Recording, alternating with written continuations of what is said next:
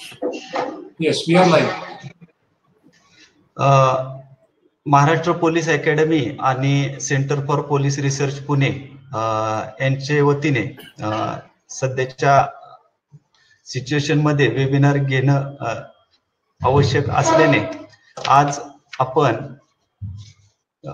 Introduction to training आणि training need analysis या विषयीचं वेबिनार ठेवलेलं आहे. आज या वेबिनार साठी आपल्याला डॉक्टर सुनील धापटे सर हे लेक्चरर म्हणून लाभलेले आहेत. सरांचं इकॉनॉमिक्स मध्ये PhD झालेलं आहे. सर जवळपास मागील 17 वर्षापासून यशोदामध्ये फॅकल्टी म्हणून काम पाहत आहेत. त्यासोबतच sir director state institute of urban development, director management development म्हणून सुद्धा काम करतात. सरांची 22 वर्ष जवळपास RTO विभागामध्ये काम केलेलं आहे त्यांनी. त्यानंतर ते यशोदा इथे डेप्युटेशनवर आहेत. सरांनी आतापर्यंत मास्टर ट्रेनर म्हणून evaluation of training, training need analysis, training design करणं या विषयामध्ये काम केलेलं आहे. सरांचे नॅशनल पोलीस अकॅडमी याशिवाय नॉर्थ ईस्ट राज्य या ठिकाणी नियमित त्यांचे लेक्चर्स होत आहेत आणि या क्षेत्रामधील ट्रेनिंग आणि ट्रेनिंग डिझाईन करणं या क्षेत्रामधील सरांचा दांडगा अनुभव आहे. आणि सरांनी महाराष्ट्रामध्ये सुद्धा बऱ्याच इन्स्टिट्यूट साठी प्रशिक्षण डिझाईन करून देण्यामध्ये सरांचा मोलाचा वाटा आहे. तर मी सरांना त्यांचं लेक्चर सुरू करावं अशी विनंती करतो. Sir thank you. भोईटे सरांचं खरंच पहिल्यांदा आभार मानतो, कारण आपल्या समोर बोलण्याची संधी भोईटे सरांमुळे मिळते. भोईटे सरांचा माझा परिचय, आम्ही सख्खे शेजारी जरी असलो तरी हैदराबादला झाला. हैदराबादला एका ट्रेनिंगसाठी गेलो होतो आणि तिथे सरांचा माझा परिचय झाला आणि त्यामधनं मग पुढे ह्या काही गोष्टी करता येऊ शकतील का यावरती आपण थोडासा विचार केला. करोनाच्या सध्याच्या पार्श्वभूमीवरती प्रशिक्षणामध्ये आपण ज्याला कॅम्पसमध्ये ट्रेनिंग घ्यायचं म्हणून किंवा क्लासरूम मध्ये ट्रेनिंग घेणं यापासून थोडंसं आता थांबलेलो आहोत तसं पाहिलं तर असं म्हणता येईल. आणि याचं एक संधीमध्ये रूपांतर कसं करता येईल तर त्यासाठी मग हा प्रयत्न आहे की पुन्हा आपण एकदा ट्रेनिंगच्या संदर्भात थोडंसं जाणून घेऊयात की ट्रेनिंग आपण करतो आहोत. अनेक वेळा आपली आवड म्हणून आपण ट्रेनिंग क्षेत्रामध्ये येतोय, अनेक वेळा आपल्याला आपली एक पोस्टिंग झालेली असते म्हणून ट्रेनिंग क्षेत्रामध्ये येतोय. परंतु आपला सगळ्यांचा एक स्वभाव आहे की जिथे जिथे कुठे असतो आपण तिथे अगदी मनापासून आणि व्यवस्थितपणेच काम करत असतो. परंतु ट्रेनिंग हे जर आपण थोडासा अंदाज घेतला तर आपल्या रुटीनच्या कामापेक्षा थोडंसं वेगळं आहे. आतापर्यंत ट्रेनिंगच्या बाबतीमध्ये आपण खूप अभ्यास केलाही असेल, परंतु वेगळ्या अँगलने मी थोडंसं ट्रेनिंगच्या संदर्भात आज आपल्या समोर काही सादर करणार आहे. आणि हे सादरीकरण साधारणतः 1 तासाभराचं आहे. त्या सादरीकरणामध्ये आपण ट्रेनिंग नीड्स अनालिसिस म्हणजे नेमकी काय संकल्पना आहे, म्हणजे आधी ही ट्रेनिंग म्हणजे नेमकी काय संकल्पना आहे आणि ट्रेनिंग नीड्स अनालिसिसचा थोडासा आढावा घेतल्यानंतर आपण थोडं पाहणार आहोत की आपण ट्रेनिंग जे देतो ना ते साधारणतः की ज्याला आपण असं म्हणूयात की अडल्ट यांच्यासाठी आपण ट्रेनिंग देतो आहोत की मोठी लोक आहेत, अनुभवी माणसं आहेत आणि अशा लोकांना आपण ट्रेनिंग देतो आहोत. आणि म्हणून मग आपल्या काही पद्धती वेगळ्या असतात का किंवा असायला पाहिजेत का याच्यावरती थोडासा आपण विचार करणार आहोत. आणि त्या दृष्टीने आपण याचा ह्या सत्रामध्ये थोडासा विचार करू. जर स्लाइड पाहिली तर पहिल्या स्लाइड वरती थोड्याशा वेगळ्या गोष्टी मी लिहिलेल्या आहेत, कारण क्षेत्र वेगळं आहे म्हणून. आणि म्हणून खरं तर माझा हा आवडता शेर आहे की सिर्फ हंगामा खडा करना मेरा मकसद नाही, मेरी कोशिश है की सूरत बदलनी चाहिए. तुमचं माझं आपल्या प्रत्येकाचं कामच हे आहे बा. आपण उगीच आरडाओरडा करत बसत नाही किंवा उगीच गुणगान करत बसत नाही, तर आपला प्रयत्न सातत्याने असा आहे की काहीतरी बदल घडेल का. कारण ट्रेनिंगमध्ये जेव्हा आपण आहोत ना तर ट्रेनिंगमध्ये नेमका बदल घडवणं हेच अपेक्षित आहे. आणि म्हणून सॉक्रेटिसचे जे ज्ञानाबद्दल सॉक्रेटिस जे म्हटलेलं आहे ते तुमच्या समोर मला मांडायचं आहे.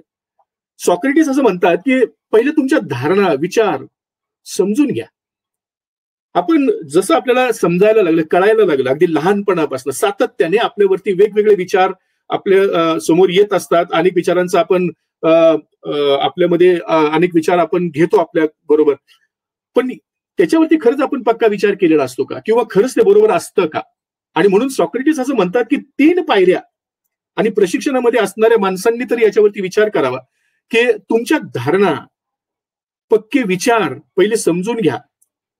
त्यांना प्रश्न विचारा, हलवूयात ना पहिले आपल्याच विचारांना हलवूयात ना, की मी जे विचार करतोय की मी किंवा जे काही समजतोय ते बरोबर आहे का, हलवून घेऊयात थोडं. आणि जर काही त्यामध्ये तकलादू गोष्टी असतील तर त्या बाजूला करूया आणि त्याच्या जागी नवीन धारणा, नवीन विचार उभे करूया. आणि म्हणून सॉक्रेटिसच वाक्य पुन्हा मी आपल्याला सांगतो की what I know is I know nothing. मला माझ्या अज्ञानाची जाणीव आहे. गेली 17 वर्ष प्रशिक्षणामध्ये मी आहे, परंतु 17 वर्षानंतरही आज मी स्वतःला असं म्हणतो की मी या प्रशिक्षण या क्षेत्राचा एक विद्यार्थी आहे. इतकं प्रचंड क्षेत्र आहे. रोज सातत्याने याच्यामध्ये काही ना काही बदल घडतोच आहे. परंतु हा ज्यावेळेस बदल घडतोय ना, त्यावेळेस हा बदल सातत्याने आपण आत्मसात करणं आवश्यक आहे. आणि म्हणून आपल्याला थोडंसं समजून घ्यायला पाहिजे की ट्रेनिंग खरंच गरजेचं आहे का हो. Importance of training. एक छोटंसं उदाहरण याच्यावरती तुम्हाला सांगतो मी. तुम्ही तुमच्या स्क्रीनवर सुद्धा वाचू शकता. मी आय विल हेल्प यू.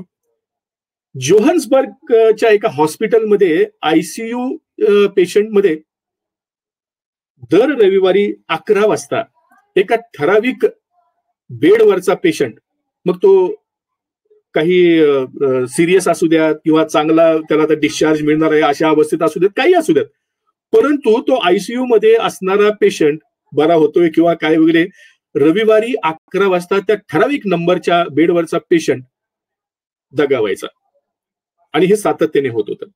आता ही सातत्याने जेव्हा एखादी गोष्ट घडते, दर आठवड्याला दर रविवारी 11 वाजता अमुक नंबरच्या बेडवरचा पेशंट दगावतो, हे ज्या वेळेस सगळीकडे व्हायला लागलं त्यावेळेस मग भूताखेताचं काय आहे का, जादू टोण्याचं काय आहे का, काय अडचण आहे, कुणी काय शाप दिलाय का, वगैरे वगैरे, याच्यावरती या सगळ्या गोष्टी अशा सुरू होत. तशाच पद्धतीने सुरू झालं. पण मॅनेजमेंटने विचार केला की जरा शोध घेऊन पाहूयात ना की नेमकं काय घडतंय, कशामुळे घडतंय. आणि मग जगातल्या एक्सपर्ट लोकांची टीम नेमण्यात आली की त्यांनी शोध घ्यावा की हे त्या ठिकाणी का घडतंय, व्हाय इट इज हॅपनिंग, आणि तेही रविवारी 11 वाजता का घडतं, आणि त्याच बेडवरचा पेशंट तो कशाही स्थितीमध्ये असू द्यात तो पेशंट का दगावतो, आयसीयू मधला ठराविक ठिकाणचा पेशंट का दगावतो. सगळी टीम आली एक रविवारी शोध घेण्यासाठी. सगळेजण 11ची वाट पाहत होते. सगळे डॉक्टर्स, नर्सेस अगदी चिंताग्रस्त झालेले होते की आता काय घडणार. अनेकांनी मग देवाचा धावा सुरू केला. गळ्यामध्ये असलेल्या क्रॉसला हात लावून शब्द घ्यायला सुरुवात केली, प्रार्थना म्हणायला सुरुवात केली, आणि 11चा टोल पडला. 11 वाजले. व्हॉट हॅपन, काय झालं पहा. आणि शबालाला नावाचा पार्ट टाइम क्लीनर त्या आयसीयूच्या युनिटमध्ये आत शिरला. आणि त्याने काय केलं, त्यानं life support machine, ICU patient जर ते लाईफ सपोर्ट मशीनचं अनप्लग केली, ती बंद केली, तर आयसीयू मधला तो पेशंट दगावणार. त्याने तो प्लग काढला आणि आपल्या व्हॅक्युम क्लीनरचा प्लग तिथे लावला.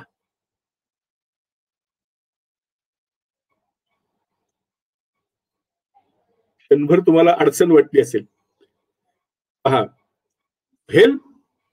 it helps to train people whether they are permanent contract employees or temporary staff as long as they are expected to deliver excellence. लोकांकडनं जर चांगलं काम करून घेण्याची आपली अपेक्षा असेल, त्यांच्याकडनं चांगलं काम करून घ्यायचं असेल तर त्यांना प्रशिक्षण द्यावं लागेल.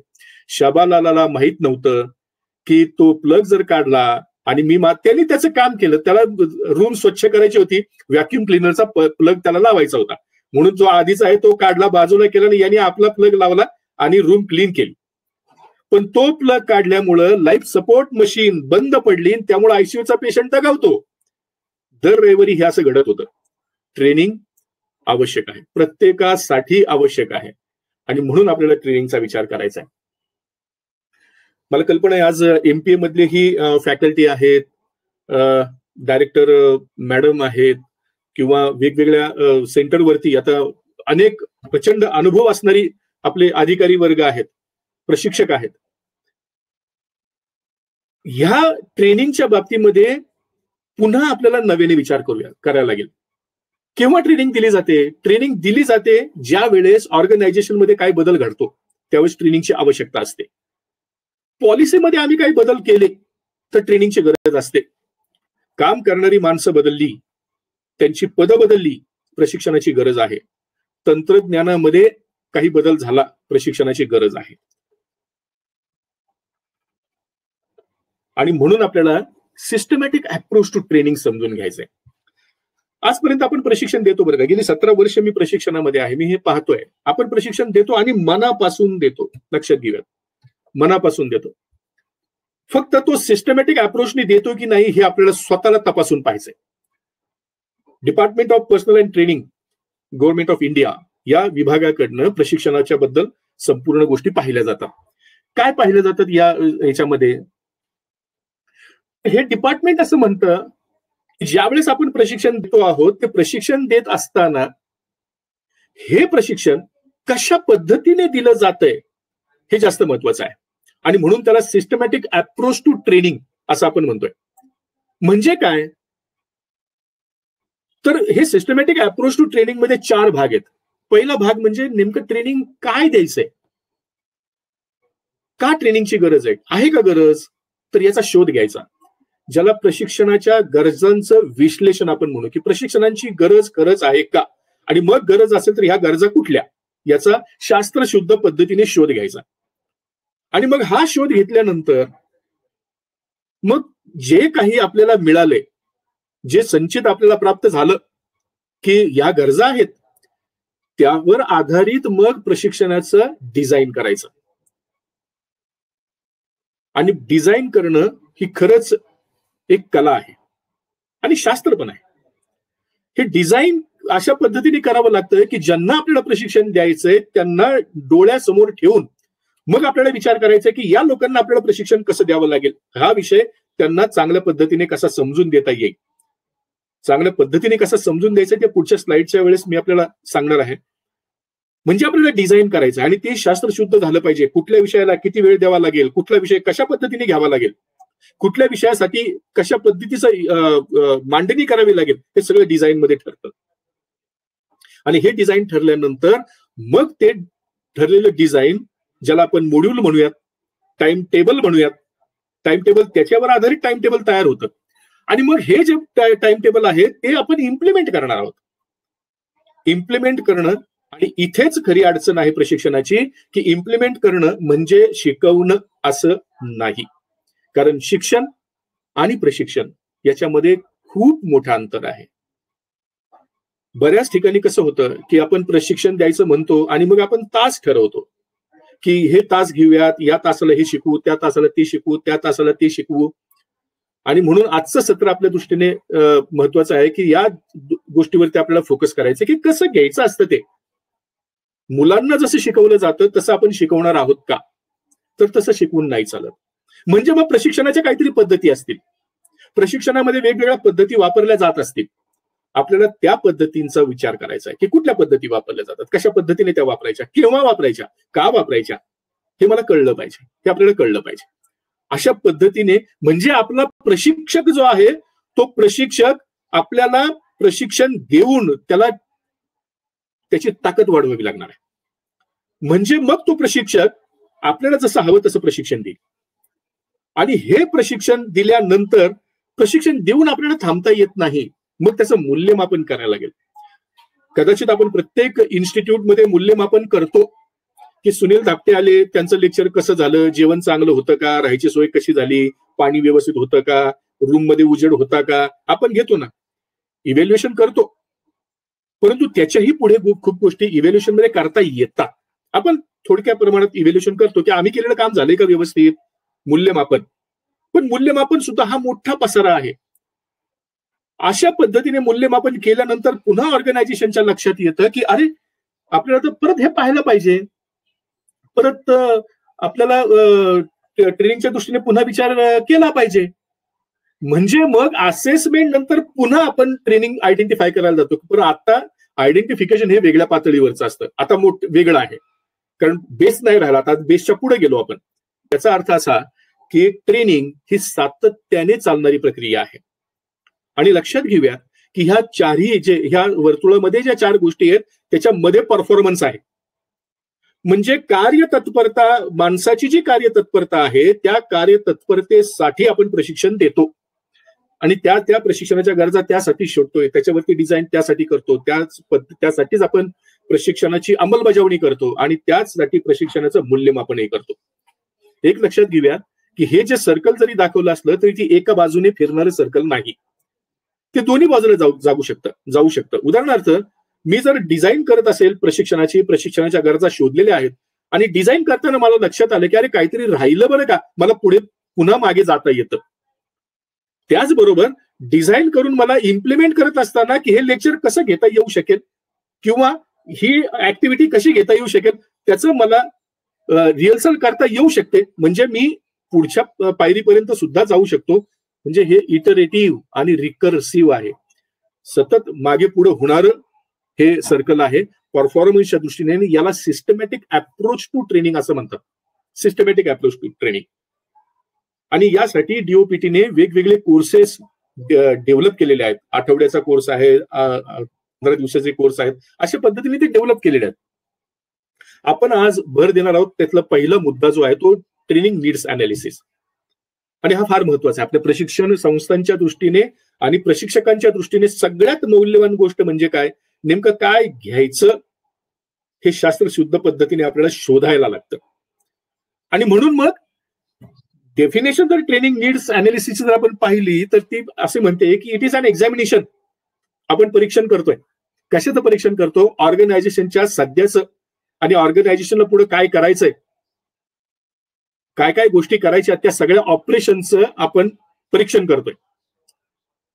किती वर्कफोर्स त्यासाठी लागणार त्याचं परीक्षण करतोय आणि योग्य पद्धतीने त्या प्रशिक्षणार्थींकडे किंवा काम करणाऱ्या मनुष्यबळाकडे कुठल्या गोष्टी पाहिजेत त्याचा अंदाज आपण घेतो. आणि मग ज्या कमतरता कुठे कुठे आहेत, जे अपेक्षित आहेत त्याच्यापेक्षा काही कमतरता आहेत का ते पाहून मग आपण त्याच्यावरती डिझाईन करायला सुरुवात करतो. तर हे प्रशिक्षण गरजांचं विश्लेषण कशा पद्धतीने असतं ते आपल्याला पाहायला लागेल.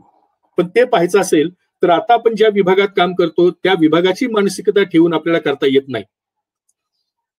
कारण माझी एक वृत्ती आहे, माझा एक स्वभाव आहे. मी ज्या विभागामध्ये काम करतो, ज्या कार्यालयामध्ये काम करतो त्या कार्यालयाबद्दल माझ्या मनामध्ये आत्मीयता असते आणि माझी एक विचारसरणी ठरलेली आहे. काम करत असताना अनेक वर्षाचा मला अनुभव आहे आणि त्यामुळं कदाचित तटस्थपणा राहणार नाही. आणि म्हणून ट्रेनिंग नीड्स अनालिसिस करताना मी जरी माझ्या कार्यालयाचं ट्रेनिंग नीड्स अनालिसिस करत असेल तरी सुद्धा मला कन्सल्टंटच्या भूमिकेमध्ये जाऊन म्हणजे तटस्थ कसं राहता येईल ह्या दृष्टीने मला विचार करावा लागेल. आणि म्हणून आपल्या प्रत्येकाला जर ट्रेनिंग नीड्स अनालिसिस आपल्याला करायचं असेल तर कन्सल्टंटच्या भूमिकेमध्ये जावं लागतं. मग चांगला कन्सल्टंट काय असतो, प्रभावी कन्सल्टंट कुणाला म्हणायचं, परिणामकारक कन्सल्टंट कोण नाही वगैरे या गोष्टी पाहता येतील. परंतु तटस्थ भूमिकेमध्ये आपल्याला जाता आलं पाहिजे. मग ट्रेनिंग नीड्स अनालिसिस सुरू करण्यापूर्वी ह्या जो कन्सल्टंट आहे त्याचे काही प्रकार आहेत का, तर साधारणपणे 4 प्रकारे ह्या कन्सल्टंटचं काम होताना दिसतं. एक तर डॉक्टर सारखं की काहीतरी आजार आहे, ऑर्गनायझेशन आपल्याला आजार सांगते, त्या आजारावरती आपण प्रशिक्षण काय द्यायचं ते ठरवतो, हे डॉक्टर सारखं झालं. दुसरं डिटेक्टिव्ह सारखं, माझ्यापेक्षा तुम्ही हे गोष्टी चांगले सांगू शकाल, की जसं शोध घ्यायचा की नेमक्या काय कुठे त्रुटी आहेत, कशा पद्धतीच्या अडचणी आहेत, तो शोध घ्यायचा आणि त्या शोधावरनं ठरवायचं की काय प्रशिक्षण देता येईल. काही कन्सल्टंट किंवा काही माणसं अशी असतात की त्यांच्याकडे रेडीमेड गोष्टी तयार आहेत, की तुमचं अशी अडचण आहे का मग हे प्रशिक्षण घ्या, तशी अडचण आहे का मग हे प्रशिक्षण घ्या. सेल्स पर्सन की ओके माझ्याकडे हे प्रोडक्ट्स आहेत, यातलं तुम्ही अशा पद्धतीचं प्रशिक्षण घ्या. अशा पद्धतीचं टीएनए सेल्स पर्सन सारखा केला जातो. किंवा ट्रॅव्हल एजंट की हे वेगवेगळ्या ठिकाणावरनं आलेल्या वेगवेगळ्या माणसांना वेगवेगळ्या ठिकाणी पोहोचवण्याचं काम हा ट्रॅव्हल एजंट करतो. तर ह्या ट्रॅव्हल एजंट सारखे म्हणजे हे वेगवेगळे अप्रोचेस ट्रेनिंग नीड्स अनालिसिस करताना वापरले जातात. कुठला अप्रोच वापरायचा, कुठला नाही वापरायचा हे सिच्युएशन वरती अवलंबून असतं, कारण शेवटी हा शास्त्रशुद्ध अभ्यास आहे. आणि त्यामुळं वेगवेगळे पॅटर्न एकत्र घेऊन आपल्याला ट्रेनिंग नीड्स अनालिसिस करावं लागतं. सांगण्याचा मुद्दा एवढाच आहे की आपल्याला तटस्थ भूमिका घ्यावी लागते आणि त्यासाठी या सगळ्या गोष्टींची माहिती आपल्याला असणं आवश्यक आहे. आता वळूयात आपल्या बेसिक कामाकडे. लर्निंग. खरं तर लर्निंग सातत्याने आपण करत असतो, सातत्याने नवीन नवीन नवीन नवीन गोष्टी आपण समजून घेत असतो, जाणून घेत असतो. लर्निंग म्हणजे काय? Get knowledge or skill or ability. कशाने मिळू शकते? तर अभ्यासाने मिळू शकेल, अनुभव घेतल्याने मिळू शकेल, किंवा मला कोणी सांगितलं तर मिळू शकेल. आणि म्हणून लर्निंग जे आहे ते आपल्या बुद्धिमत्तेशी त्याची जवळीक आहे. It is more related, it is commit to memory. लक्षात ठेवण्याची गोष्ट असते ती लर्निंग आहे. Becomes aware of information or from observation.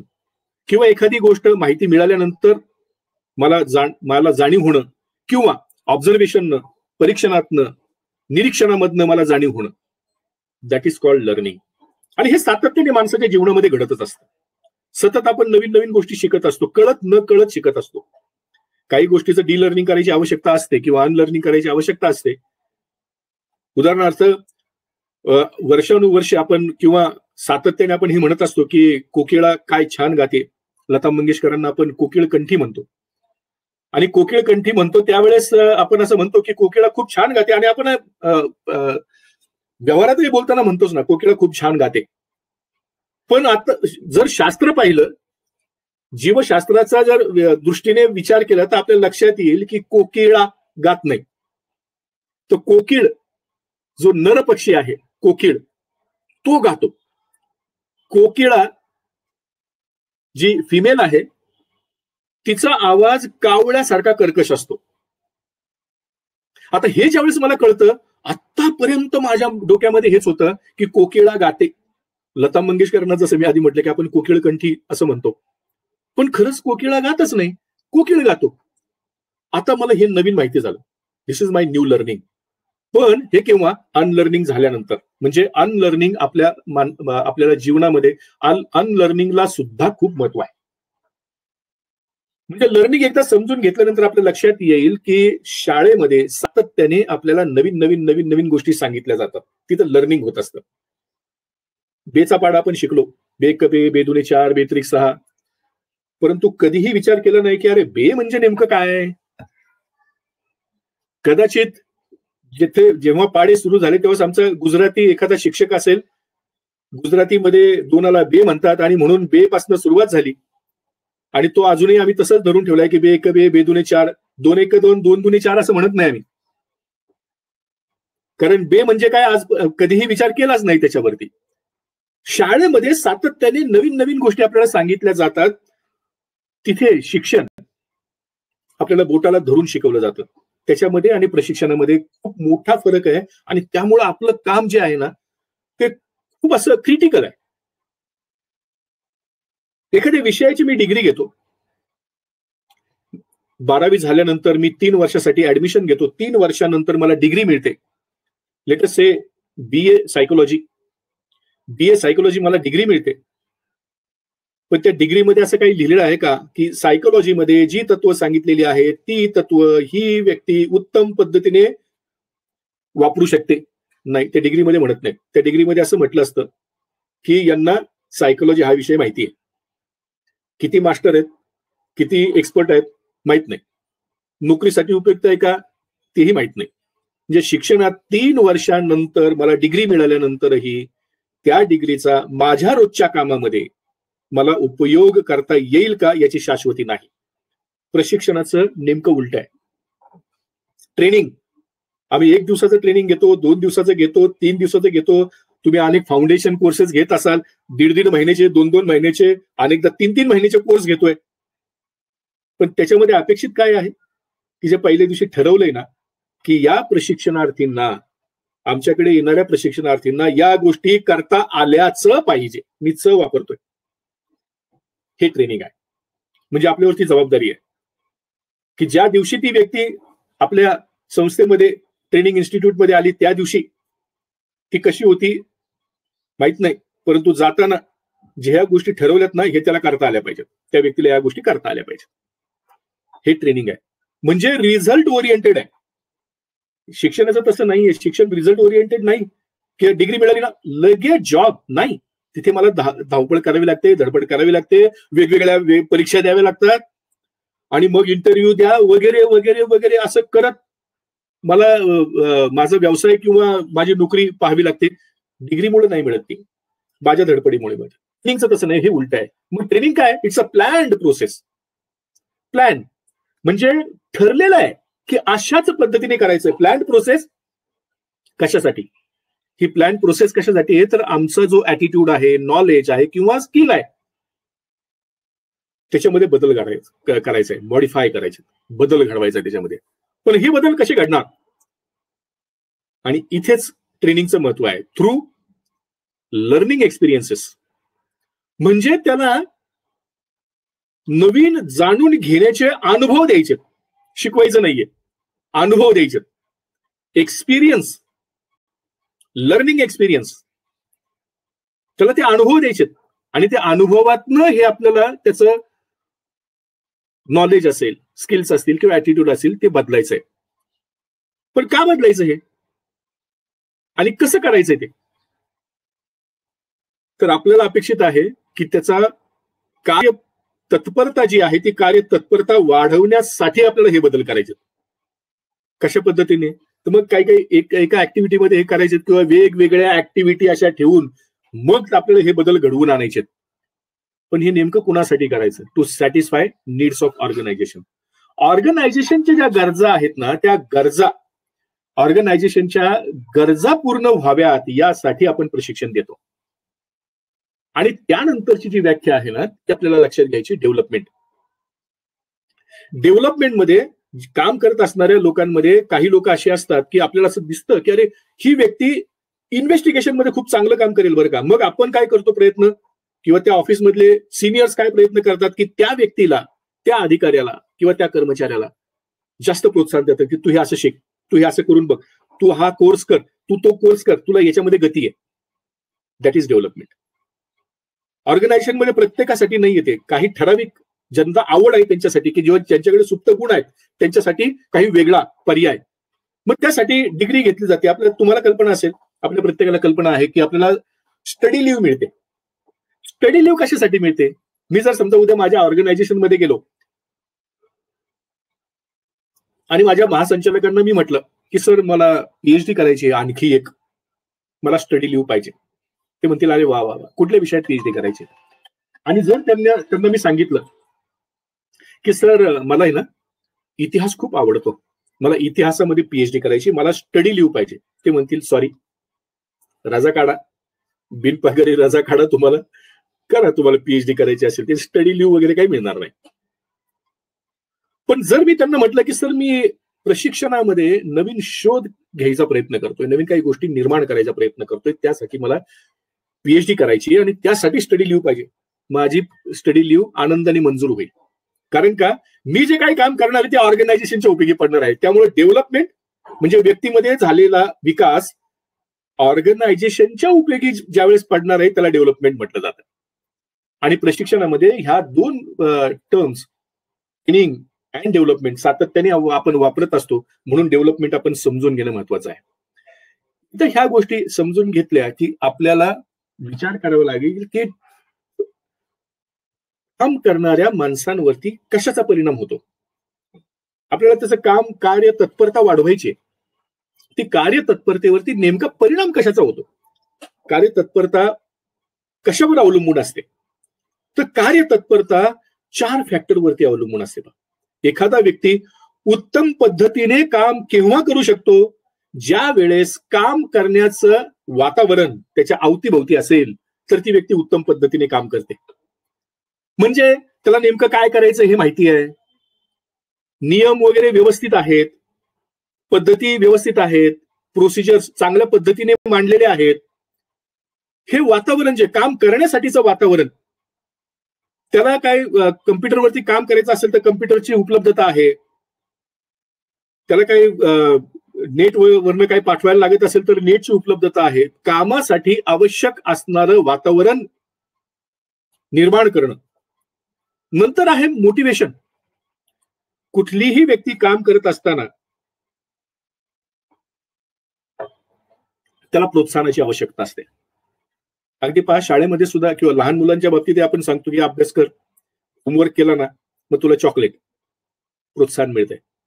तसं कामाच्या ठिकाणी सुद्धा काम करणाऱ्याला सतत प्रोत्साहन देण्याची आवश्यकता असते. आणि हे प्रोत्साहन त्याला मिळत असेल तर तो उत्तम पद्धतीने काम करतो. तिसरा फॅक्टर जो आहे तो जॉब सॅटिस्फॅक्शन. मी जिथे काम करतो तिथे मला समाधान मिळालं पाहिजे, समाधान मिळालं पाहिजे. मग ते समाधान वेगवेगळ्या पैलूंवरती असतं. मी कुणासाठी काम करतो, मी कुठल्या संस्थेसाठी काम करतो, माझ्या कामाचं स्वरूप काय आहे, यामुळे मला समाधान मिळत असतं. तुम्ही अनेक प्रशिक्षकांना जर विचारलं किंवा चांगलं प्रशिक्षण देणारे जर तुम्ही विचारलं तर ते तुम्हाला हमखास सांगतील. पहा की आता एक लेक्चर दिलेलं आहे किंवा एक सेशन घेतलं, लेक्चर दिलं असं म्हणण्यापेक्षा एक सेशन घेतलं, एक सत्र घेतलं, आणि मग त्यांना जर तुम्ही म्हटलं की चला जेवण करूयात तर ते म्हणतील नाही भूक नाहीये. आणि मग त्यांना विचारलं का भूक का नाही, ते म्हणतील अहो काय प्रशिक्षण दिलं, एक सत्र घेतलं, पोट भरलं, समाधान मिळालं. आपल्या कामामधनं ज्यावेळेस समाधान मिळतं ना त्यावेळेस माणसं प्रचंड कार्यतत्परतेने काम करू शकतात. आणि त्यानंतर आहे बिहेवियर. बिहेवियर म्हणजे वर्तन नाही.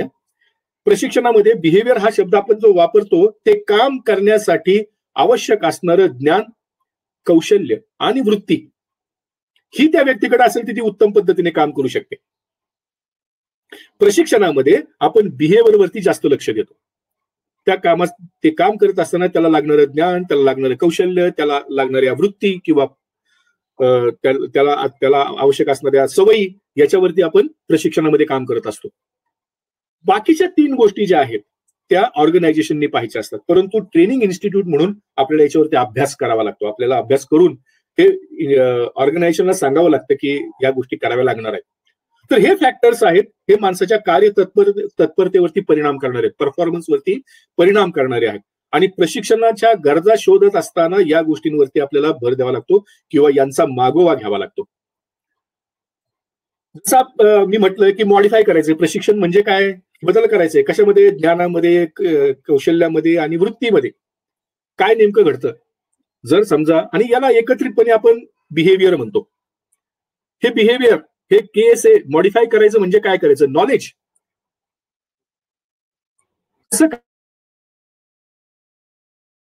कसं करायचं याच्यावर आपण सांगतो. मग फॅक्ट्स आहेत, प्रोसिजर्स आहेत, स्टँडर्ड्स आहेत, वर्किंग एन्व्हायरमेंट आहेत. ह्या सगळ्या बाबतीत ह्या जर गोष्टी व्यवस्थितपणे असतील तर माणूस कॉन्फिडंट होतो, आत्मविश्वास येतो की मला करता येईल, मला करता येईल. पण फक्त आत्मविश्वास असून चालत नाही, तर ते त्याला करता आलं पाहिजे. Having the ability to do it म्हणजे स्किल्स.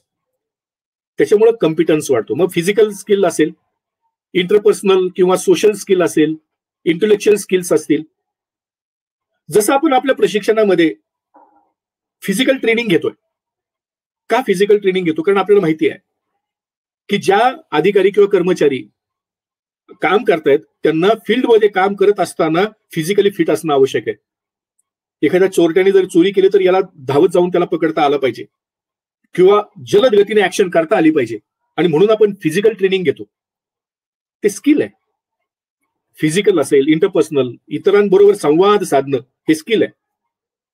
हे स्किल्स कामासाठी आवश्यक असणाऱ्या स्किल्स जर त्याच्याकडे असतील देन ही बिकम कॉम्पिटन्स. त्याच्याकडे कॉम्पिटन्स येतो, सक्षमता येते की येस मला करता येईल. आत्मविश्वास, त्याच्यानंतर सक्षमता आणि ऍटिट्यूड. माझ्याकडे ज्ञान आहे, माझ्याकडे कौशल्य आहे, पण मी करतच नाही, मग त्याचा उपयोग काय? तर being prepared to do it, माझी तयारी आहे ते करण्याची.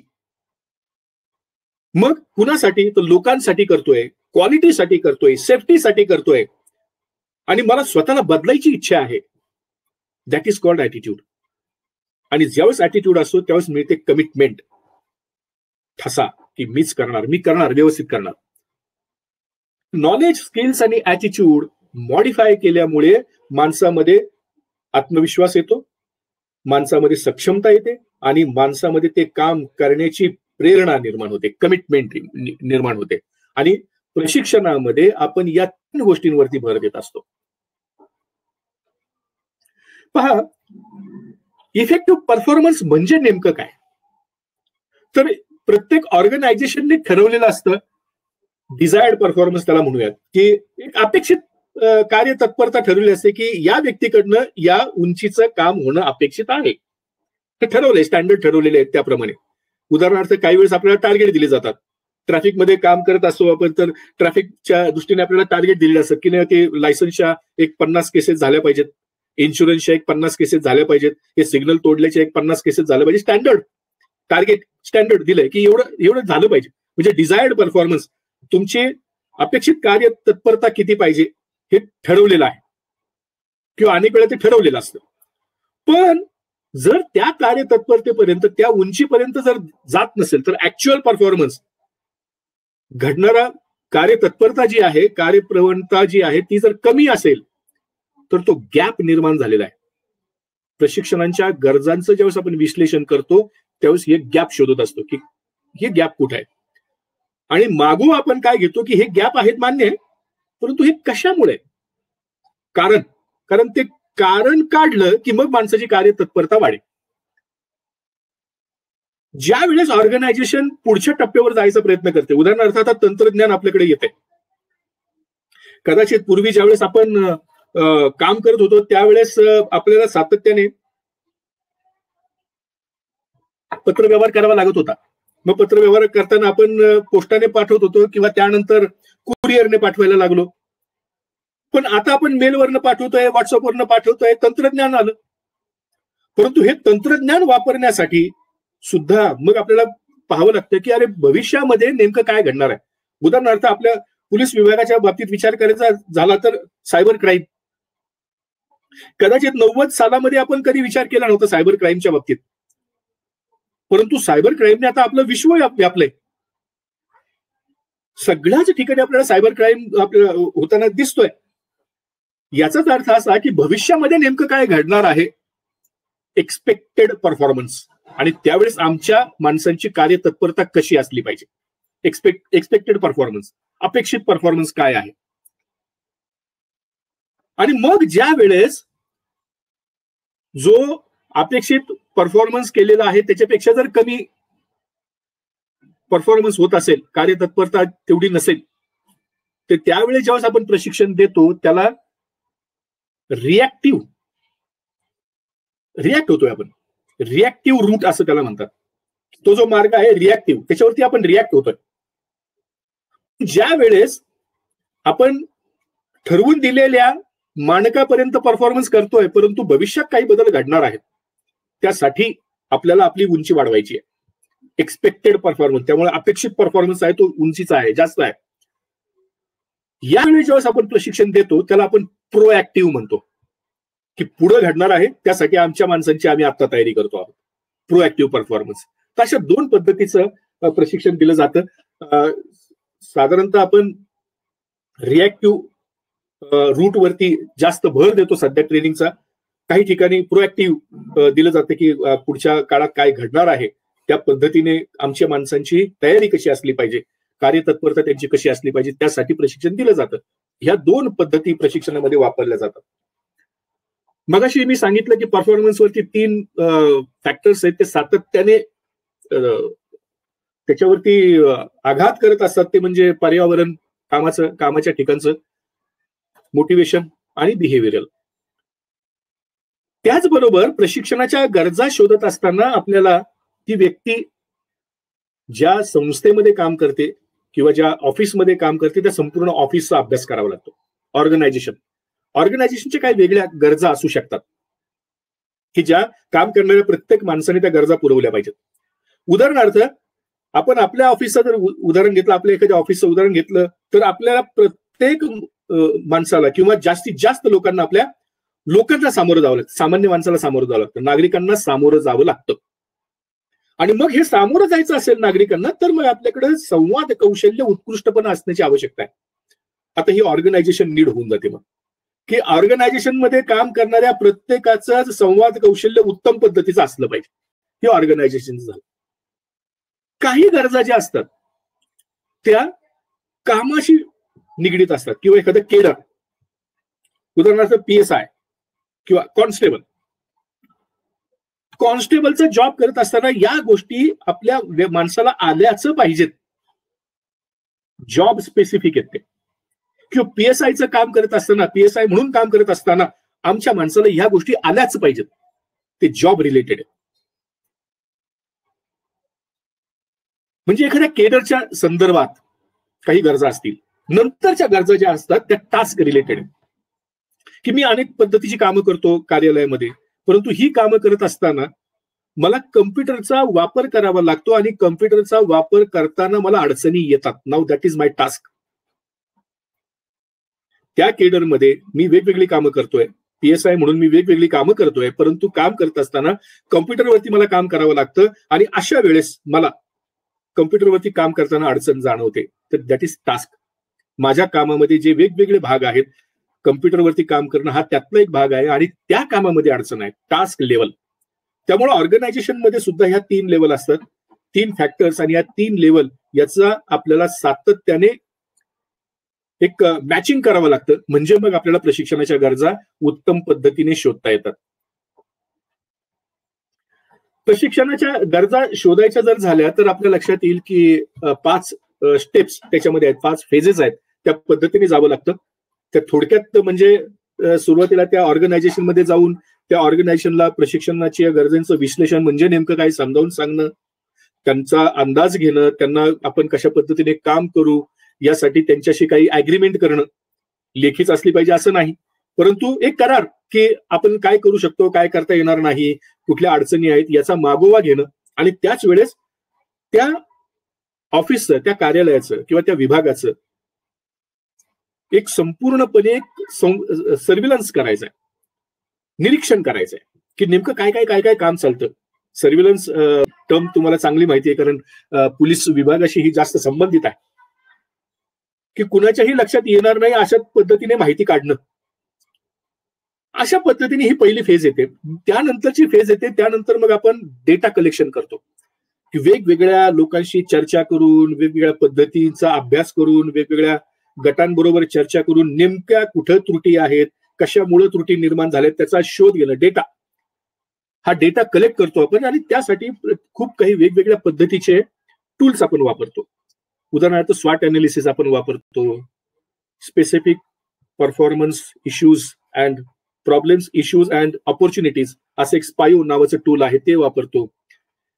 EMB नावाचं एक टूल आहे हे वापरतो. रिस्पॉन्सिबिलिटी मॅपिंग करतो आपण, की कुणावर काय जबाबदारी दिली आणि ती जबाबदारी पूर्ण करण्यासाठी त्यांच्याकडे काय पाहिजे, अशी रिस्पॉन्सिबिलिटी मॅपिंग करतो. किंवा ते जर नसतील तर काय कसं काम करता येऊ शकेल.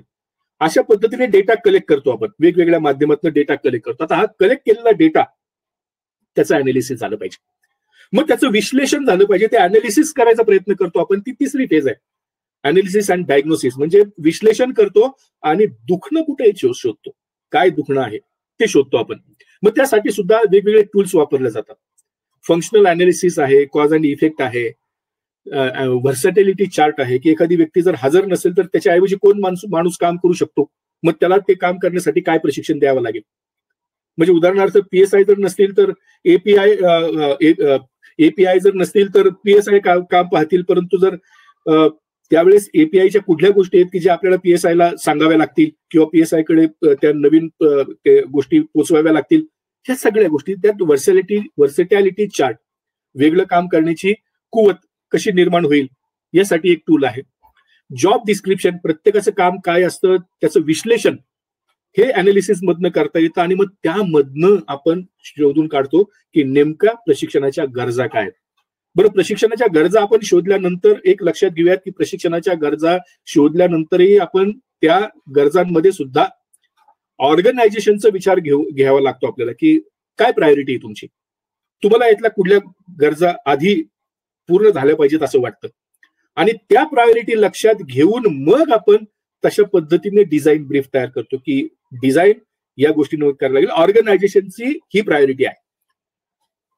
कदाचित आपण 100 गरजांचा शोध घेतला की ह्या 100 गरजा आहेत, ह्या पूर्ण कराव्या लागतील आणि त्यातली 1 नंबरची गरज आपण सांगितली. पण ऑर्गनायझेशन हेड जे आहेत त्यांनी जर आपल्याला असं सांगितलं की तुम्ही म्हणताय ते आहे, ही गरज आहे आम्हाला, परंतु ती 1 नंबरला नाही, ती गरज आमची 10 नंबरला असू शकेल आणि तुम्ही जे 5 नंबरला गरज लिहिलेली आहे ना, ती आमची 1 नंबरची गरज आहे.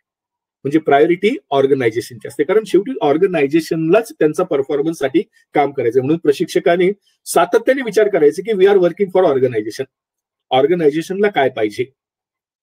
आणि म्हणून कन्सल्टंट हा कन्सेप्ट आपण म्हणतो, कारण कन्सल्टंटच्या दृष्टीने तो क्लायंट असतो आणि क्लायंटला समाधानी करणं, समाधान क्लायंटचं झालं पाहिजे यासाठी आपल्याला काम करावं लागतं. आणि मग डिझाईन ब्रीफ दिलं की मग आपण त्यातनं फेजमधनं विड्रॉ व्हायचं. अशा 5 फेजमधनं ट्रेनिंग नीड्स अनालिसिस केलं जातं. आता परफॉर्मन्स प्रॉब्लेम जो येतो ना, त्याच्या दृष्टीने आपल्याला थोडंसं बोलायचं आहे. म्हणजे नेमकं काय, तर आपल्याला शोध घ्यायचा, प्रशिक्षणाच्या गरजांचा शोध घ्यायचा म्हणजे नेमकं काय, तर आपल्याला त्याचे स्टँडर्ड, बेंचमार्क, क्वालिटीचे असतील, क्वांटिटीचे असेल, स्पीड असेल, अॅक्युरेसी असेल, टाइम असेल, सॅटिस्फॅक्शन असेल वगैरे वगैरे, तर त्याचा शोध घ्यायचा आहे की काय स्टँडर्ड असतील. एक प्रॉब्लेम फक्त कसा अनालिसिस होतो किंवा कसं अनालिसिस केलं जातं हे ते तुमच्या समोर मांडतो. एक इफेक्ट असा दिसला, एक विमान कंपनी आहे आणि विमान कंपनीच्या लक्षात आलं की फार मोठ्या प्रमाणात नुकसान होते, एअरलाइन्सचं नुकसान होते. हा पटकन नजरेला दिसणारा, डोळ्यांना दिसणारा हा परिणाम आहे की अरे नुकसान होते. बॅलन्स शीटवरनं कळतंय की अरे नुकसान होते. आणि मग हे याचा शोध घ्यायचा जेव्हा प्रयत्न केला तेव्हाच लक्षात येतं की त्याचं कॉज काय आहे, काहीतरी कमतरता आहे म्हणूनच नुकसान होतंय ना. कॉज काय आहे, कारण काय, काहीतरी कमतरता आहे. मग ही कमतरता कुठे आहे, कुठल्या कामाच्या ठिकाणी कमतरता आहे, कामाचं ठिकाण कुठलं की जिथे ही कमतरता आहे. मग लक्षात येतं की कस्टमर केअर स्किल्स हे कामाचं क्षेत्र आहे, तिथे कमतरता आहे. म्हणजे कस्टमर केअर स्किल्स आमच्या लोकांकडे नाही. मग सगळ्यांकडेच नाहीत का, तर नाही. कुठल्या लोकांकडे नाही, कस्टमर केअर स्किल्स हे कुठल्या लोकांकडे नाहीत, वर्क पीपल, कुठले काम करणारी माणसं आहेत त्यांच्याकडे हे नाही. मग आपल्या लक्षात येतं की इन द केबिन क्रू, विमानामध्ये जो क्रू आहे, जे एअर होस्टेस असतील किंवा इतर सहकारी असतील त्यांच्यामध्ये कस्टमर केअर स्किल नाहीयेत आणि त्यांच्यामुळे मध्ये कस्टमर केअर स्किल्स नसल्यामुळं बुकिंग कमी होतं आणि बुकिंग कमी झालं म्हणजे मग लॉस होणार. म्हणजे ते ट्रेनिंग नीड्स अनालिसिस मध्ये आपल्याला इतक्या शेवटच्या टोकापर्यंत जावं लागतं. कारण साहजिक आहे ना, मी समजा त्या विमानाने गेलो आणि माझ्या असं लक्षात आलं की अरे हे व्यवस्थित वागत नाहीत, दुसऱ्याप्रमाणे वागतात, मला काही ते आवडली नाही. मी विचार केला की आता पुढच्या वेळेस ना ह्या एअरलाइन्सने जायचं नाही, पुढच्या वेळेस दुसऱ्या एअरलाइन्सने. बरं तेवढ्या वेळेस राहत नाही. बोईटे साहेबांचा मला फोन आला, मला म्हटले ते काय कशाचं ट्रेनिंग कसं काय चाललेलं आहे. मी म्हटलं त्यांना जायचंय मुंबईला, ते म्हटलं दिल्लीला जायचंय. ते मला म्हटलं मी पण दिल्लीला जाणार आहे. मी सहज प्रश्न केला, बोईटे साहेब कुठल्या फ्लाईटने जाणार, काय ह्या एअरलाइन्सने जाणार आहे. आणि मी त्यांना म्हटलं माझा काय अनुभव काय बरोबर नाही बरं का, हे काय लोक व्यवस्थित रिस्पॉन्स देत नाही आणि त्यांच्याकडे काय केअरलेस आहेत लोकही. बोईटे साहेब आता मी सांगतो म्हटल्यानंतर बोईटे साहेब म्हटलं बरोबर आहे, त्यापेक्षा दुसऱ्या एअरलाइन्सने जाऊ ना. म्हणजे एका माणसाला जर त्याच्यावरती अनुभव आला तर तो अशा पद्धतीने स्प्रेड होतो, एअरलाइन्सचा लॉस व्हायला लागला. अशा पद्धतीने परफॉर्मन्स प्रॉब्लेम आपल्याला शोधायला लागतात प्रशिक्षणाच्या गरजांचं विश्लेषण करताना. आणि मग आपल्याला नेमकं ट्रेनिंग कुठे द्यायचं हे पटकन सांगता येतं आणि काय ट्रेनिंग द्यायचं हे सुद्धा सांगता येतं. म्हणून ट्रेनिंग नीड्स अनालिसिस जे आहे ते फार महत्वाचं आहे. ट्रेनिंग नीड्स ज्यावेळेस आपण म्हणतो त्यावेळेस प्रशिक्षणच दिलं पाहिजे असं नाहीये. यातल्या अनेक लर्निंग नीड्स असतात की ऑफिसमध्ये बऱ्याचशा पूर्ण होऊ शकतात, परंतु ज्या वेळेस ऑफिसमध्ये ते पूर्ण करणं शक्य नसतं किंवा त्याच्यामध्ये वेळ जाण्याची शक्यता असते किंवा त्याच्यामध्ये खूप खर्चिक होण्याची शक्यता असते, मग त्यावेळेस आपण ट्रेनिंगच्याकडे जातो की नाही ट्रेनिंग मधनं मग पटकन हे होऊ शकेल. याचाच अर्थ लक्षात घेऊयात की ट्रेनिंगमध्ये खर्च होणाऱ्या प्रत्येक पैशाला मूल्य आहे, प्रत्येक क्षणाला मूल्य आहे आणि त्यामुळे प्रत्येक क्षण, प्रत्येक पैसा योग्य पद्धतीनेच त्याचा विनियोग झाला पाहिजे, म्हणजे रिझल्ट आला पाहिजे. आणि त्यासाठी आपल्याला पाहायला लागतं की ती ऑर्गनायझेशन नेमकी कुठे आहे, ते ऑर्गनायझेशन काय आहे, त्या ऑर्गनायझेशनचं व्हिजन काय आहे, त्या ऑर्गनायझेशनचं मिशन काय आहे, कुठली कामं ती ऑर्गनायझेशन करते, प्रत्येकाचा जॉब डिस्क्रिप्शन काय आहे, ते काम करत असताना कुठलं ज्ञान, कौशल्य आणि वृत्ती लागते, त्याचबरोबर सक्षमता कुठल्या आवश्यक आहेत त्या व्यक्तीला किंवा त्या केडरला काम करण्यासाठी, याचाही मागोवा आपल्याला ट्रेनिंग नीड्स अनालिसिस मध्ये घ्यावा लागतो. त्याचबरोबर ट्रेनिंग नीड्स अनालिसिस घेत असताना आपल्याला विचार करावा लागतो की लेवल काय आहे, लेवल नेमकी काय आहे, त्या लेवलच्या माध्यमातून आपल्याला काम करावं लागतं. की इम्प्लिमेंटिंग लेवल आहे, की ते ऑर्गनायझेशन इम्प्रूव्हिंग लेवलवरती आहे, का ती ऑर्गनायझेशन इनोव्हेटिव्ह लेवलवरती आहे. ऑर्गनायझेशन सातत्याने इम्प्रुव्हमेंट करत असतात किंवा प्रोग्रेस करत असतात, तर ती ऑर्गनायझेशन ज्या लेवलवरती आहे त्या लेवल प्रमाणे आपल्याला प्रशिक्षण द्यावं लागतं. त्यासाठी प्रशिक्षणाच्या गरजा शोधणं आवश्यक असतं आणि म्हणून प्रशिक्षणाच्या गरजांचा विचार करत असताना आपल्याला हे विचार करावा लागेल. आता थोडक्यात आपल्याला पाहायचंय की हे प्रशिक्षण द्यायचंय, प्रशिक्षणाच्या गरजाचा मागोवा घेतला, परंतु प्रशिक्षण द्यायचंय अशा लोकांना द्यायचंय, अशा लोकांबरोबर आपल्याला काम करावं लागतं. वेगवेगळ्या प्रकारची लोक आहेत, कुणी दबा धरून बसलंय, कुणाला असं वाटतं की मी ह्या जगातलाच नाही, मी मंगळावरचाच आहे, काही असतात जाड कातडीचे, त्यांच्यापर्यंत संवेदनाच पोहोचत नाही. ही सगळी माणसं आपल्याला प्रशिक्षणामध्ये पाहायला मिळतात. खरं तर आपणही याच्यामध्येच असतो, कमी जास्त प्रमाणामध्ये, काही मिक्स असेल, काही स्वभाव मिक्स असतील, परंतु अशा सगळ्या स्वभावांच्या लोकांबरोबर आपल्याला काम करावं लागतं, प्रशिक्षण द्यावं लागतं यांना. आणि त्यामुळं प्रशिक्षण देणं हे फार कौशल्याचं काम आहे. एवढंच नाही तर आपल्याला सक्षमता सुद्धा पाहायला लागतील. सध्या आम्ही नॉलेज आणि स्किल्स वरती पाहतोय, परंतु ज्या सक्षमता आहेत, कॉम्पिटन्सीज ज्या आहेत, त्या सक्षमता ह्या हिमनगासारख्या खाली बुडलेल्या आहेत. पाण्याच्या आत हिमनगाचा जवळपास 90% भाग जो आहे तो पाण्याच्या आत असतो, तो दिसत नाही. तसंच माणसाच्या आतमध्ये, मनामध्ये ज्या गोष्टी आहेत, मग त्याचे सोशल इमेज असेल, त्याचे ट्रेट्स असतील, कदाचित त्याचं सेल्फ इस्टीम असेल, ह्या सगळ्या गोष्टी त्याच्या मनात आहेत, त्याचा परिणाम कामावरती होत असतो. आम्ही ज्यावेळेस लोकांची निवड करतो कामासाठी किंवा एखाद्या पदासाठी, त्यावेळेस त्याच्याकडे असलेलं ज्ञान आणि त्याच्याकडे असलेलं कौशल्य याच्या आधारावरती आपण निवड करतो. जर आम्हाला एक्स्ट्रा ऑर्डिनरी परफॉर्मन्स पाहिजे असेल, एक्सलंट परफॉर्मन्स पाहिजे असेल, तर आम्हाला कॉम्पिटन्सीचा विचार करावा लागेल. आम्हाला त्याच्यामध्ये आत असणारे जे ट्रेट्स आहेत, त्याची इमेज, सोशल इमेज जे आहे, त्याच्यावरती विचार करावा लागेल. म्हणजे आम्हाला कॉम्पिटन्सीचा जास्त विचार करावा लागेल. म्हणजे मग आम्ही ज्या सक्षमता देतो आहोत त्या उत्तम पद्धतीने आणि चांगल्या प्रकारच्या असू शकतील. म्हणून कॉम्पिटन्सीचाही आपल्याला विचार करावा लागेल. तर ट्रेनिंग नीड्स अनालिसिस मध्ये नेमकं काय घडतं, तर आपण परफॉर्मन्स पाहतो, त्याच्यावरनं परफॉर्मन्स प्रॉब्लेम जे आहेत ते आयडेंटिफाय करतो. IPP, identifying performance problem.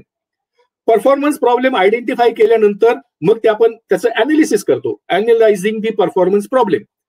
मग त्यावरनं आपल्या लक्षात येतात की याच्या काही लर्निंग नीड्स आहेत, ट्रेनिंगची आवश्यकता नाही, ऑफिसमध्ये या गरजा भागवता येऊ शकतात.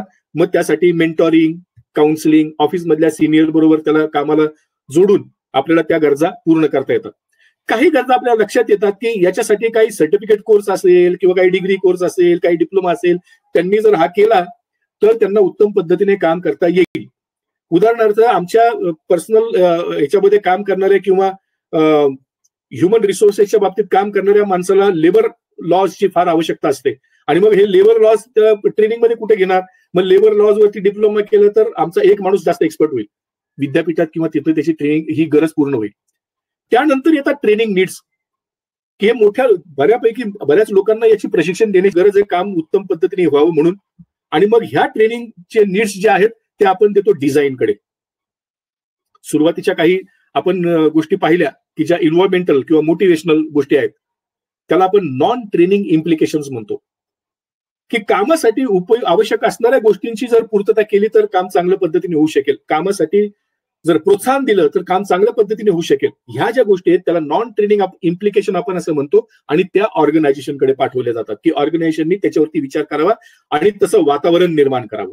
अशा पद्धतीने ट्रेनिंग नीड्स जे आहेत त्या आपल्याला पूर्ण करता येऊ शकतात.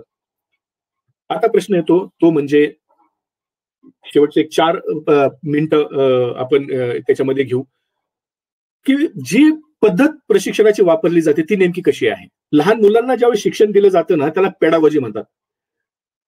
पेड याचा अर्थ चाइल्ड, आणि लहान मुलांना शिकवणं त्याला लीडर बनवणं त्याला पेडागॉजी म्हणतात. म्हणजे मग ही वन साइडेड पद्धत असते की शिक्षक सांगतायत मुलांनी ऐकायचं, तसंच प्रशिक्षक सांगतायत लेक्चर घेतायत तुम्हाला सांगितलं त्या पद्धतीने करा, आम्ही सांगितलं तसं झालंच पाहिजे, त्याला पेडागॉजी म्हणतात. पण प्रशिक्षणामध्ये हे दुर्दैवाने चालत नाही, कारण आपण मोठ्या माणसांशी डील करत असतो आणि ऍडल्ट जो असतो तो स्वतःच्या मनाने चाललेला असतो, अनुभव असतो त्याच्याकडे, एवढे वर्ष आयुष्य जगलेला असतो आणि त्यामुळे त्याचे स्वतःचे अनुभव असतात. आपण ज्या काही गोष्टी सांगतो त्या गोष्टी तो स्वतःशी ताडून घेतो, स्वतःशी समजून घेतो आणि त्यानंतरच तो त्याच्यावरती कृती करायचा प्रयत्न करतो. आणि त्यामुळं अँड्रॉगॉजी म्हणजे जे ज्येष्ठ आहेत, जे ऍडल्ट आहेत, जे ऍडल्ट साठी जर शिकवायचं असेल, त्यांना जर काही समजावून सांगायचं असेल तर त्यांचा सहभाग महत्वाचा असतो. आणि त्यांचा सहभाग असा सहज मिळत नाही, त्यांची इच्छा असेल तर सहभाग मिळतो. म्हणजेच आम्हाला तसं वातावरण निर्माण करावं लागतं की त्यांचा सहभाग मिळेल असं वातावरण आम्हाला निर्माण करायला लागतं. आणि म्हणून अँड्रॉगॉजीवरती शिक्षणामध्ये आपल्याला जास्त भर द्यावा लागतो. ऍझम्पशन आहेत ऍडल्ट लर्निंगचे, त्याचा स्व फार महत्वाचा असतो. सॉरी, त्याचा अनुभव फार महत्वाचा असतो. त्याची तयारी पाहिजे नवीन गोष्टी शिकण्याची. त्याचबरोबर त्याला नवीन गोष्टींपर्यंत पोहोचवता आलं पाहिजे, नवीन गोष्टींपर्यंत घेऊन जाता आलं पाहिजे आणि त्याला प्रेरित करता आलं पाहिजे. म्हणजे ह्या सगळ्या गोष्टींचा आपल्याला प्रशिक्षणामध्ये विचार करायला लागतो. कॉलेजमध्ये जसं लेक्चर घेतलं जातं तसं लेक्चर घेऊन आपल्याला चालत नाही प्रशिक्षणामध्ये, कारण आपलं रिझल्ट ओरिएंटेड आहे. कदाचित कॉलेजमध्ये एखाद्या लेक्चरला आपण प्रत्येकाने हा अनुभव घेतलाय, प्राध्यापक येतात, शिकवतात आणि जातात. समोरच्या मुलांना किती मुलांना समजलंय, 4-6 मुलांना समजलं तरी पुरेसं झालं. बॅक बेंचेस आपण त्यासाठीच म्हणतो ना, मागच्या बेंचवर बसणारे होतो. काय चाललंय माहित नव्हतं, पण काय झालंय, पास झालोय, आलोय पुढे, सगळं झालंय. परंतु नेमकं समजलं होतं का तर नाही माहिती. प्रशिक्षणामध्ये तसं करून नाही चालत. आपल्याला प्रशिक्षणामध्ये सगळे पहिल्या बेंचवरचेच लागतात. पहिल्या बेंचवरचेच आपण धरतो की यांना जमलंच पाहिजे, ते आलं पाहिजे, कारण तेच तर आपलं खरं सत्व आहे की ते जे सांगितलंय ते त्यांना येतंय. आणि म्हणून ऍडल्ट लर्निंगचे काही ऍझम्पशन्स आहेत त्याचाही आपल्याला बारकाईने विचार करावा लागतोच. लर्निंग प्रोसेस लक्षात घेऊयात. प्रोसेस आहे, प्रशिक्षण देताना ही जाणून घेण्याची प्रक्रिया आहे आणि ह्या प्रक्रियेमध्ये ह्युमन हा फार महत्वाचा आहे. आणि म्हणून प्रशिक्षणामध्ये सातत्याने एक गोष्ट आपल्याला लक्षात ठेवायला लागेल, म्हणजे नेमकं काय तर माणसाने माणसाशी माणसाप्रमाणे वागावं. ही गोष्ट आपल्याला सतत लक्षात ठेवायला लागेल, कारण तो माणूस आहे, जे आपण ठरवले ते त्यांनी घेतलंच पाहिजे. ह्या परिस्थितीपर्यंत आपल्याला जायचंय आणि प्रत्येक व्यक्तिगत माणूस हा महत्वाचा आहे. त्यांना प्रत्येकाला रेकग्निशन मिळालं पाहिजे, त्याचं कौतुक झालं पाहिजे. ह्या सगळ्या गोष्टींचा आपल्याला उपयोग करावा लागतो प्रशिक्षणामध्ये. त्यामुळेच प्रशिक्षण व्यवस्थित होऊ शकतं आणि प्रशिक्षणाच्या गरजांचा शोध घेतल्यानंतर आपल्या हे लक्षात येईल. हे कन्सेप्ट आहेत अँड्रॉगॉजीच्या, एंट्री बिहेवियर वगैरे ह्या सगळ्या गोष्टींचा विचार करावा लागतो. नॉलेज वेगवेगळ्या पद्धतीचं असतं, स्किल्स वेगवेगळ्या पद्धतीचं आहे. त्याच्यानंतर स्किल्स मध्ये सुद्धा जे प्रकार आहेत त्याचा विचार करावा लागेल. एवढंच नाही तर लर्निंगचे प्रिन्सिपल्स आहेत की कसं माणूस लर्न करतो, त्याला मोटिवेट केलं पाहिजे, त्याला पार्टिसिपेट करून घेतलं पाहिजे, प्रॅक्टिस करायला दिली पाहिजे, त्याच्याकडनं सातत्याने फीडबॅक घेतला पाहिजे. एवढंच नाही तर एक्सपिरियन्शियल लर्निंग म्हणजे नेमकं काय हेही आपल्याला समजून घ्यावं लागतं, कारण एक्सपिरियन्शियल लर्निंग वरती बऱ्याचशा प्रमाणात प्रशिक्षण अवलंबून आहे, कारण आपण एक्सपिरियन्शियल लर्निंग टेक्निकच प्रशिक्षणामध्ये जास्त पद्धतीने वापरतो. आणि मग सरते शेवटी ट्रेनिंग नीड्स अनालिसिसचा आउटकम काय येतो तर त्या संस्थेच्या संदर्भातली संपूर्ण माहितीचा आराखडा आपल्या समोर तयार होतो. ट्रेनिंग नीड्स अनालिसिस मध्ये ह्या गोष्टी अपेक्षित आहेत की ती संस्था कुठल्या सर्व्हिसेस देते, ती संस्थेमध्ये कोण स्टेक होल्डर्स आहेत, कोण कोण अवलंबून आहेत, कस्टमर्स कोण आहेत, त्यांचं की पर्पज काय आहे, त्यांचा वर्क एरिया कुठला आहे, त्यांचे की फंक्शन्स कुठले आहेत, प्रत्येक केडरचं जॉब डिस्क्रिप्शन कसं आहे, त्यांच्या वेगवेगळ्या टास्क कशा आहेत, स्टँडर्ड्स काही परफॉर्मन्सचे ठरवलेत का, त्यानंतर परफॉर्मन्स टार्गेट्स काय आहेत, टार्गेट्स काही दिलेले असतात का, कुठल्या प्रकारचं नॉलेज या संस्थेमध्ये आवश्यक आहे, कुठल्या प्रकारचं स्किल्स इथे आवश्यक आहे, त्याचबरोबर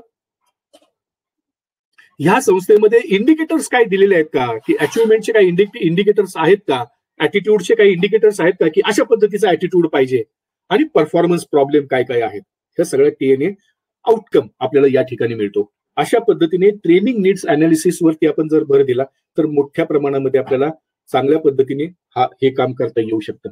so this is what about training needs analysis and basic about andrology. कारण पॅडोलॉजी आपण वापरतो, परंतु आपल्याला अँड्रोलॉजी वापरायला लागेल.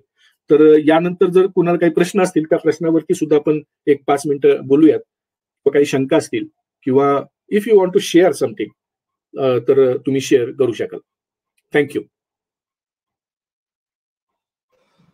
कोणाला काही प्रश्न विचारायचे असतील तर त्यांनी चॅट बॉक्समध्ये प्लीज प्रश्न टाईप करा, त्याचे सर उत्तरं देतील.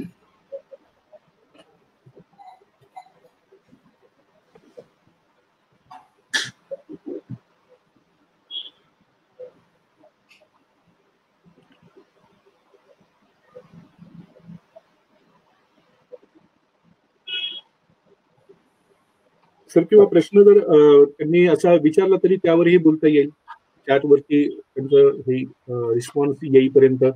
त्याच्यावर एक चॅट बॉक्स मध्ये जर तुम्ही बघितलं सर तर एक मनीष दिवटे साहेबांचा एक क्वेश्चन किंवा एक कॉमेंट आहे. एक मिनिट सर.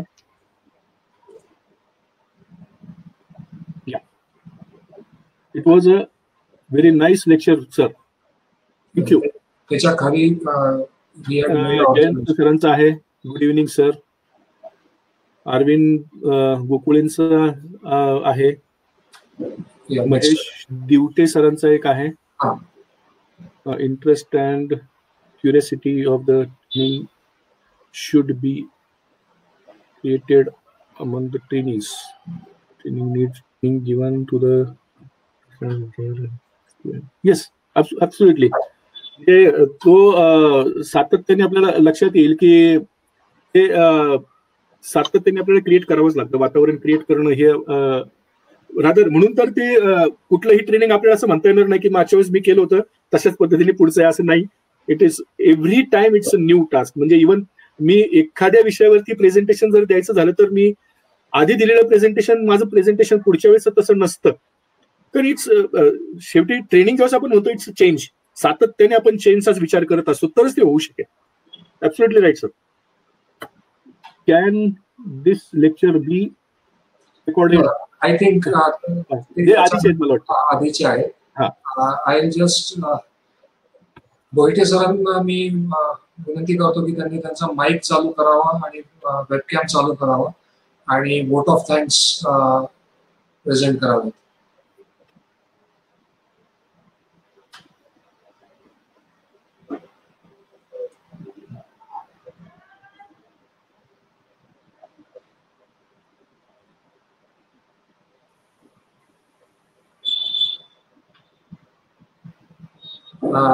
बोईटे सर तुमचा मायक्रोफोन ऑफ आहे. शैलेंद्र पाटील सरांची एक कमेंट आहे. सर बरोबर आहे की आपल्याला म्हणूनच ट्रेनिंग नीड्स अनालिसिस आपण त्यासाठीच आज इंट्रोड्यूस करायचा प्रयत्न केला की ज्यांच्यासाठी प्रशिक्षण द्यायचं आहे त्यांचाही थोडासा कानोसा घेऊ, ज्यांच्यासाठी ते काम करतायत त्यांचाही कानोसा घेऊयात. म्हणजे मग नेमकं काय प्रशिक्षण द्यायचंय ते आणखी चांगल्या पद्धतीने, म्हणजे आपण आज देतोच आहोत, चांगलं देतो आहोत प्रशिक्षण. आपण इम्प्रुव्हमेंट गोइंग टुवर्ड्स बेस्ट. आपण कदाचित बेटर वरती आहोत, गुड सुद्धा म्हणत नाही मी, बेटर वरती आहोत, परंतु we have to go towards best. ते आणखी उत्कृष्ट काय करता येईल त्यासाठी ट्रेनिंग नीड्स अनालिसिस करावं लागतं, ते करावं लागेल ते. थँक्यू.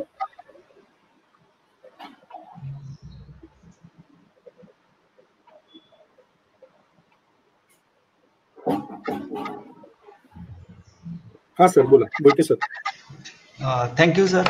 आज धाकटे सरांनी ट्रेनिंग नीड अनालिसिस कसं केलं पाहिजे, आपल्या ऑर्गनायझेशनची ध्येय काय आहेत, जे ट्रेनी आहेत त्यांना कशा प्रकारे आपण प्रशिक्षण दिलं पाहिजे या विषयी अतिशय कमी वेळेमध्ये चांगल्या प्रकारे असं मार्गदर्शन केलं. सर आज जवळपास सर्व 12 प्रशिक्षण केंद्रांचे सर्व प्राचार्य आणि तेथील पोलीस निरीक्षक आणि इतर टीचिंग स्टाफ यांनी आपलं जे वेबिनार आहे ते ऐकलेलं आहे. या ठिकाणी मी महाराष्ट्र पोलीस अकादमीच्या संचालक मॅडम यांचं सुद्धा मी आभार मानतो की मॅडमनी आज आपल्याला नियमित वेबिनार होण्यासाठी जे काही अशा प्रकारे आपण घेतले पाहिजेत यास परवानगी दिलेली आहे. सोबतच जवळपास 12 प्रशिक्षण केंद्राचे सर्व प्राचार्य यांचाही मी आभार मानतो आणि त्यांनी देखील वेगवेगळ्या त्यांच्या सेंटरमध्ये प्रोजेक्टर लावून आपल्या अधिकाऱ्यांना ह्या गोष्टी समजाव्यात यासाठी ते प्रयत्न केलेला आहे. दापटे सर, मी आजच्या कन्क्लुजन करताना सांगेन की हे जे काही अँड्रॉलॉजी असेल किंवा इतर जे काही आपण सांगितलं ट्रेनिंग एड अनालिसिस बद्दलच्या खरोखर अतिशय कारण जास्त ऍडल्ट असलेल्या लोकांना आम्हाला प्रशिक्षण द्यावं लागतं आणि त्या दृष्टीने त्याचं डिझाईन करावं लागतं. तर या आजच्या प्रशिक्षणानंतर निश्चितच आम्हाला ट्रेनिंग डिझाईन करणं किंवा ट्रेनिंग अनालिसिस करणं, आपल्या कॉन्स्टेबल असतील ऑफिसर त्यांना ट्रेनिंग कशा प्रकारे दिलं पाहिजे याची चांगल्या प्रकारे माहिती झाली. सर, नंतर सुद्धा आपण अशा प्रकारे आपण प्रशिक्षणासंबंधी लेक्चर्स घेऊ. आपण वेळात वेळ काढला आणि या वेबिनार आपण लेक्चर दिलं त्याबद्दल मी महाराष्ट्र पोलीस अकॅडमी आणि centre for police research Pune यांच्या वतीने आपले आभार मानतो. धन्यवाद. Thank you sir. आपण जी संधी दिली त्याबद्दल आपल्या सगळ्यांचा आभारी आहे आणि let us go for best. Thank you very much. Thank you everyone. We are going off air now.